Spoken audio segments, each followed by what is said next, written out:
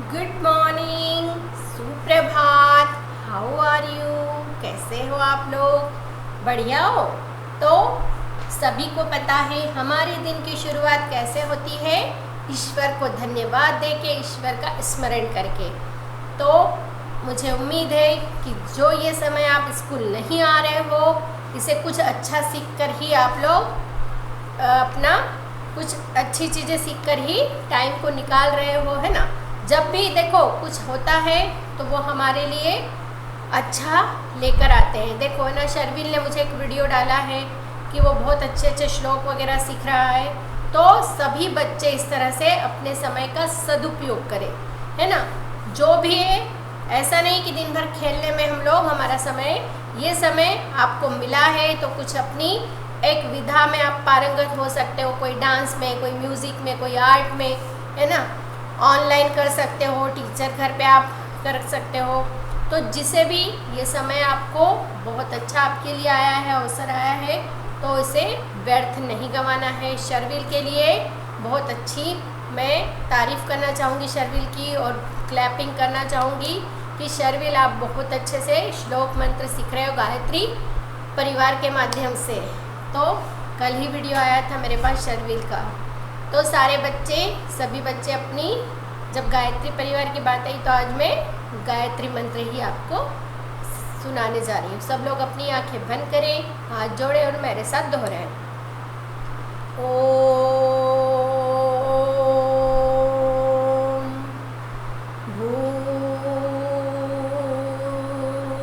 भूर्भुवस्वः तस्य वितुर्वरेण्यं धियो यो नः प्रचोदयात्। अधिकतर वैसे ये श्लोक सभी को आता है ना। मंत्र है ये, सॉरी गायत्री मंत्र है। तो सभी बच्चे हमेशा अच्छे श्लोक मंत्र सीखना चाहिए। देखिए हमारे जो धर्म में सुबह का जब हम उठते हैं तो उसके लिए अलग श्लोक होता है। आप देखते हैं ना कि हमारे जो बड़े होते हैं वो बोलते हैं हाथों को देख के कराग्रे वस्ते लक्ष्मी वसत, है ना। तो हमारे हाथों में, हमारी धरती में, हमारे आकाश में, हर जगह ईश्वर का वास होता है। तो हम ईश्वर को सुबह उठें तो ये वाला श्लोक बोल सकते हो। फिर आप लोग सूर्य को जल चढ़ाएं तो उसको अर्घ देते हुए भी उनका श्लोक होता है, वो बोल सकते हो। शाम के समय मैंने आपको बताया है शुभम करोति कल्याणम आरोग्यम गुण संप्रदाय शत्रु बुद्धि विनाशाय दीप ज्योति नमस्तुते। तो हर समय के अलग अलग श्लोक बने हैं और उनका अलग अलग महत्व है, मंत्र है, श्लोक है। तो उन्हें हमें सीखना चाहिए। हमारे धर्म को, हमारे जो भी परंपराएं, संस्कृति, रिवाज है, उन्हें हमें आगे बढ़ाना है ना, न कि उन्हें हमें छोड़ना है। सबका अपना अपना धर्म कल्चर होता है, तो सब अपने धर्म के अनुसार अपनी चीज़ों को याद करें और आगे बढ़ाएं। तो पिछली कक्षा में हमने पढ़ा था पाठ 7 अपनों की चोट, है ना। बहुत अच्छा पाठ पढ़ा था हमने, अपनों की चोट। हमने देखा था कि किस तरह से, सॉरी पाठ 6 पढ़ा था, अपनों की चोट, लोहा, है ना, और सोने की, उसमें आपस में बात हुई थी। सोने ने बोला कि भाई चोट तो हमें भी पड़ती है। सोने के कर्ण ने कहा लेकिन तुम इतना शोर क्यों करते हो? तो लोहे के कर्ण ने कहा कि भाई जब अपना ही अपने पे वार करता है तो वो तकलीफ़ बहुत अधिक दुगुनी हो जाती है ना। तो उस पाठ के हम शब्दार्थ कर चुके थे, पाठ पढ़ चुके थे। आज हम उसके प्रश्न उत्तर लिखेंगे। सबसे पहले हम मौखिक प्रश्न उत्तर लिखेंगे।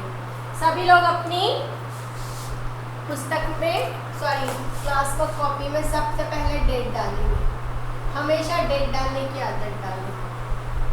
अब हेडिंग डालेंगे प्रश्न उत्तर। प्रश्न 1,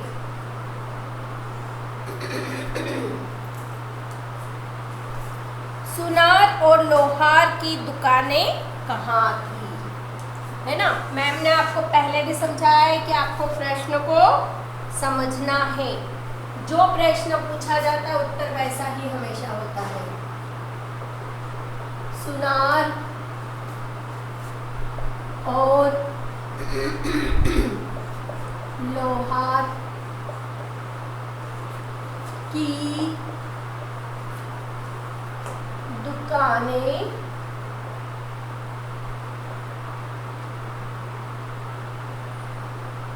कहाँ थी। कहाँ मीन्स स्थान पूछ रहे हैं ना, तो कहाँ थी उनकी, मैनपुर में, है ना। तो कहाँ की जगह हम लिखेंगे मैनपुर। उत्तर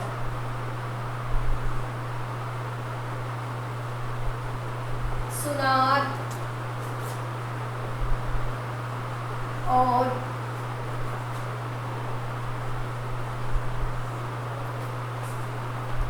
लोहार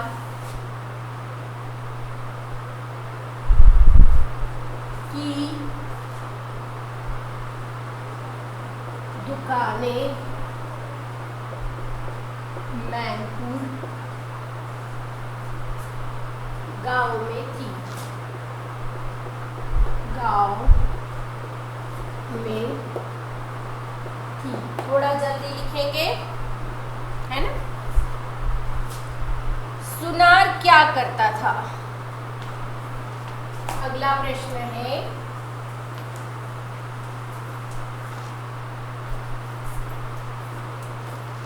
प्रश्न 2,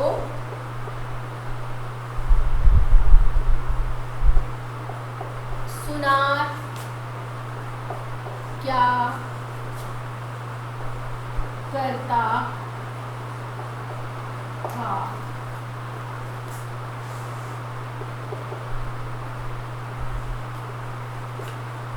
सुनार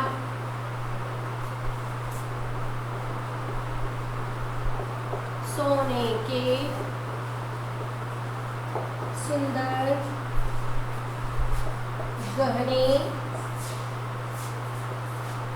गढ़ता था। देखो हर शब्द के लिए, चीज के लिए अलग अलग शब्द होता है ना। सोने के गहने गढ़े जाते हैं ना, गढ़े जाते हैं, बनाए नहीं जाते। उनको गढ़ना ने बनाया, बनाने का शब्द गढ़ना होता है। तो हर चीज़ के लिए अलग अलग शब्द है। इसके हमें हिंदी में ध्यान रखना चाहिए कि कब हमें क्या शब्द प्रयोग करना है। लोहार क्या क्या बनाता था।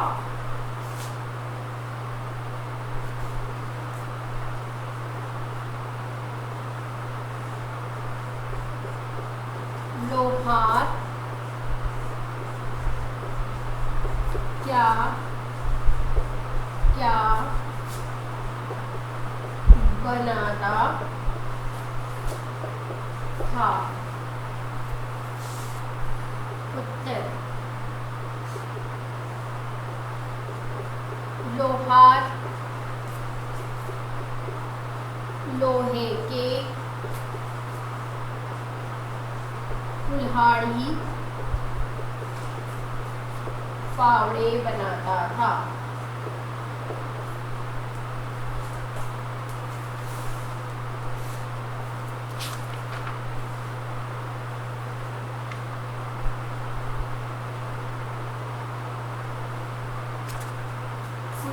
लोहार लोहे के कुल्हाड़ी फावड़े आदि बनाता था। और भी लोहे के औजार बनाता था ना, आदि बनाता था। हर किसी का अलग अलग काम होता है ना। सोनार सोने के गिन्ने बनाता है, लोहार लोहे की चीजें है ना, कुल्हाड़ी फावड़े अच्छी सुंदर और भी औजार वगैरह बनाता है। सोने के कण के मन में क्या जिज्ञासा थी। क्या जिज्ञासा थी कि लोहे के कण इतना चिल्लाते क्यों है। प्रश्न 4, सोने के कण के सोने के कण के मन में क्या जिज्ञासा थी। सोने के कण के मन में क्या जिज्ञासा थी?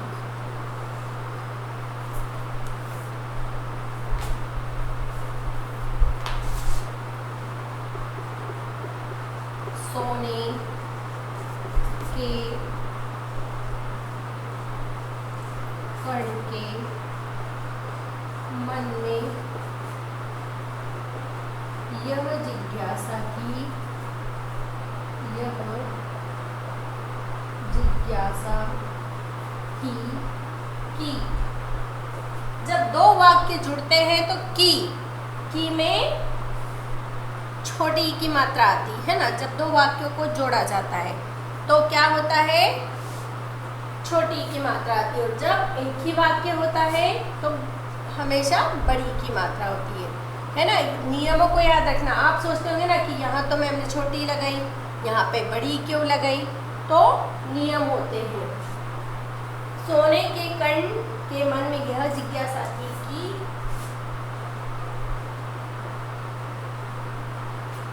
चोट लगने पर लोहे के कण इतना चिल्लाते क्यों थे? कि चोट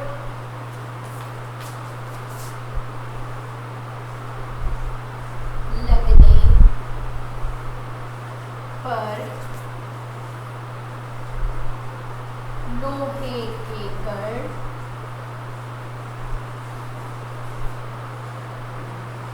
इतना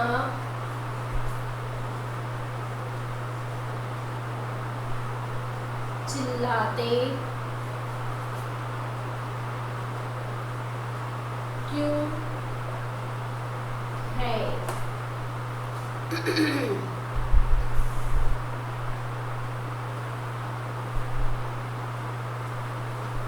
लिख लीजिए आप लोग।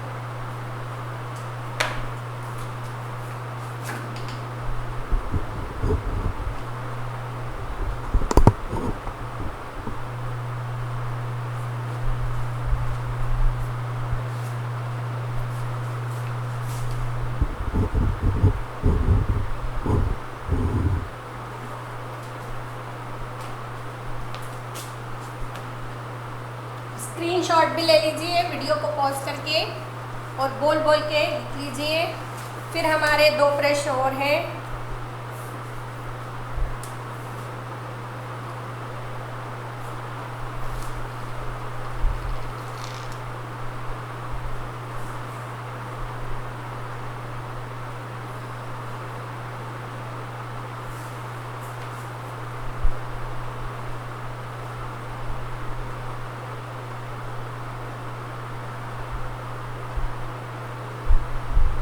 पाँच मिनट का समय दे रही हूँ, लिख लो अच्छी सुंदर राइटिंग में और स्क्रीनशॉट भी ले लो साथ में।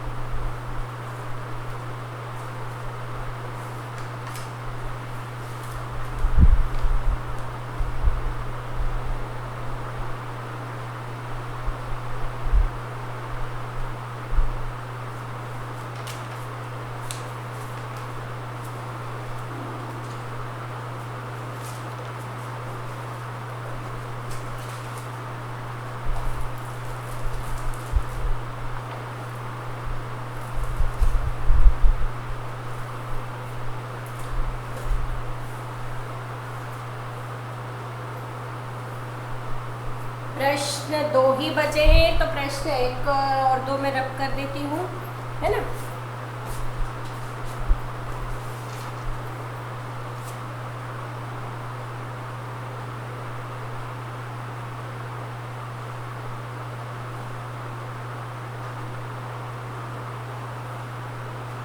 और ये पार्ट 6 तक आएगा हमारी हाफ ईयरली एग्जाम में, है ना।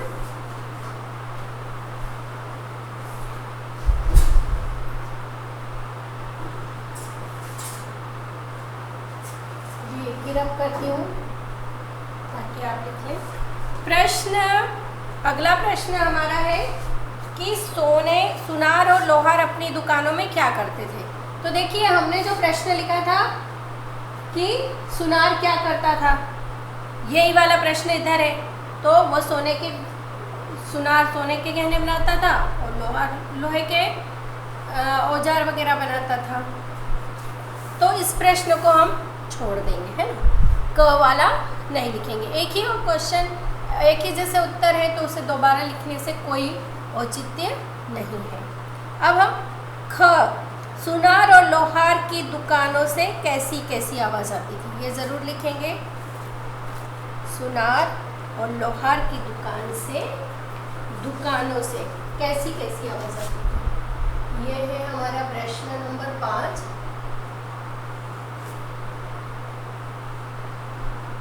सुनार और लोहार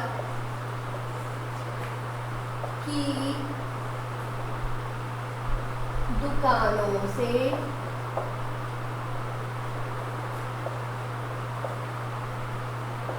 कैसी कैसी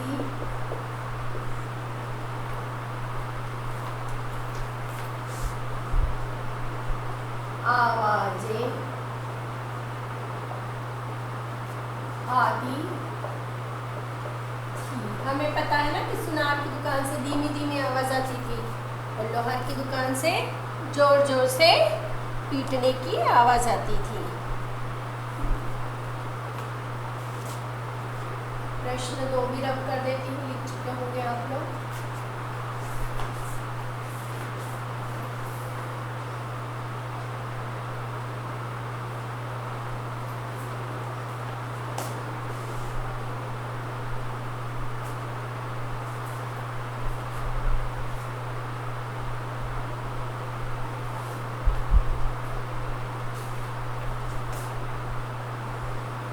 उत्तर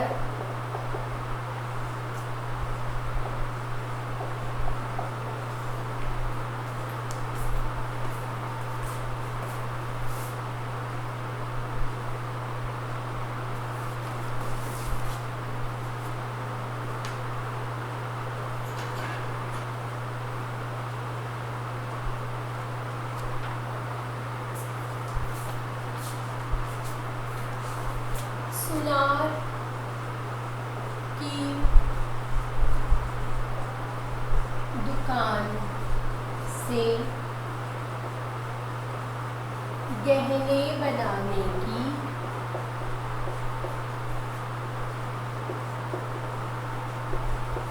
धीमी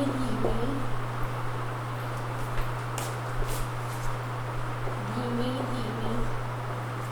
और लोहार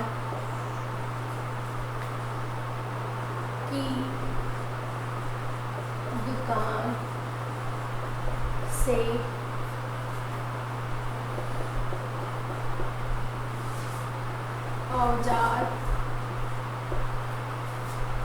औजारों को पीटने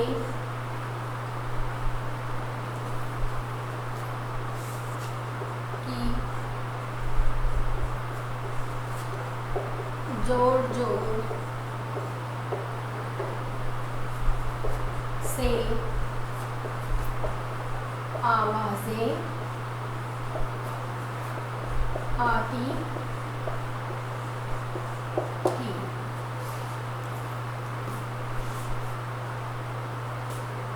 अब अगला प्रश्न है कि सोने के कण क्या सोचते थे। तो हमने जो प्रश्न लिखा है कि सोने के कण के मन में क्या जिज्ञासा थी, इसका और उसका उत्तर भी एक जैसा है। जब एक जैसा उत्तर है तो उसे दोबारा लिखने से कोई मतलब नहीं है। तो आखिरी वाला लिखेंगे कि सोने का कण कब उदास हो गया, है ना। प्रश्न 3 को रख करके आखिरी वाला लिख देती हूँ मैं कि सोने का कण कब उदास हो गया। कब हो गया था? लोहे के कण की बात सुनकर, लोहे के कण की अपनों के द्वारा पीटे जाने की बात सुनकर उदास हो गया था, है ना।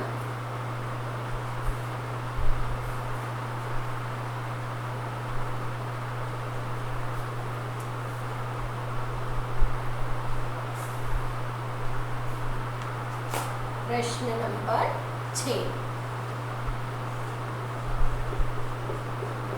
सोने का कण कब उदास हो गया था।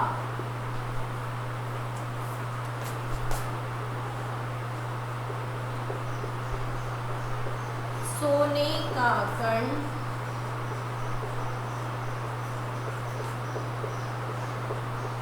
लोहे के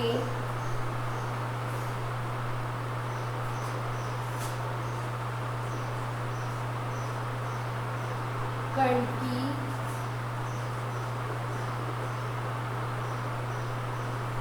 बात सुनकर उदास हो गया था।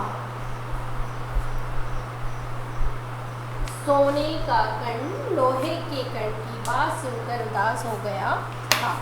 ये हमारे प्रश्न उत्तर पूरे हो गए। लिख लो आप इसे, स्क्रीनशॉट भी ले लो।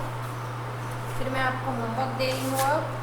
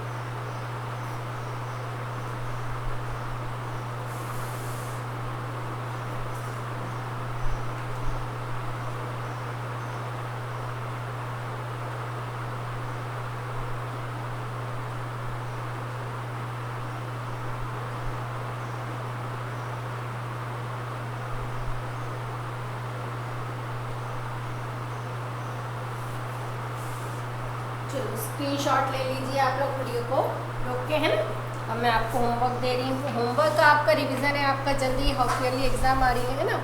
तो अब होमवर्क मैं उसी हिसाब से दूंगी और आपको भी घर पे पढ़ाई शुरू कर देनी है। और आप सभी अपनी नोटबुक स्कूल भेजेंगे। बहुत सारे बच्चों ने नहीं भेजी थी, है ना, लेकिन इस बार सारे बच्चों को अपनी नोटबुक सेंड करनी है प्रॉपर वर्क करके, ठीक है।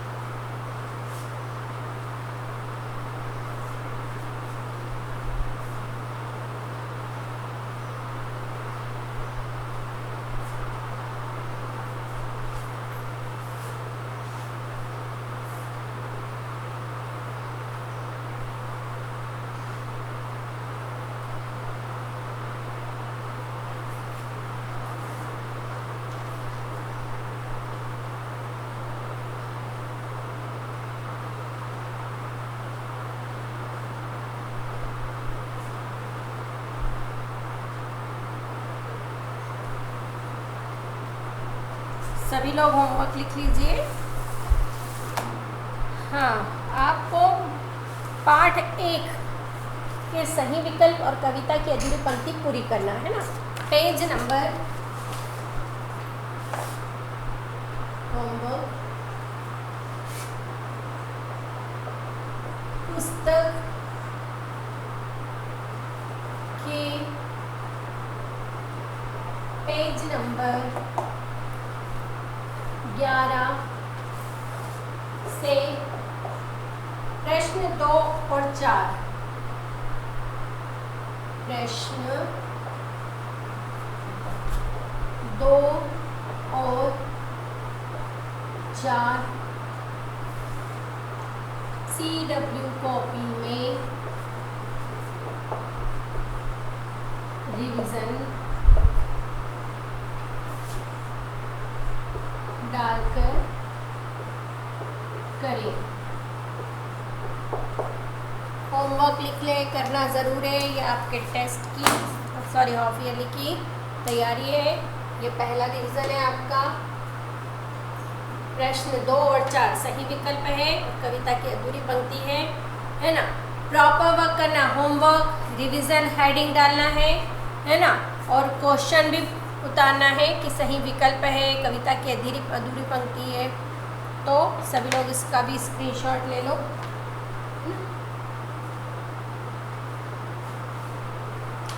तो आज की हमारी क्लास यहीं समाप्त होती है। अगली क्लास में फिर मिलेंगे। घर पे रहें, सुरक्षित रहें, है ना। तब तक के लिए बाय बाय।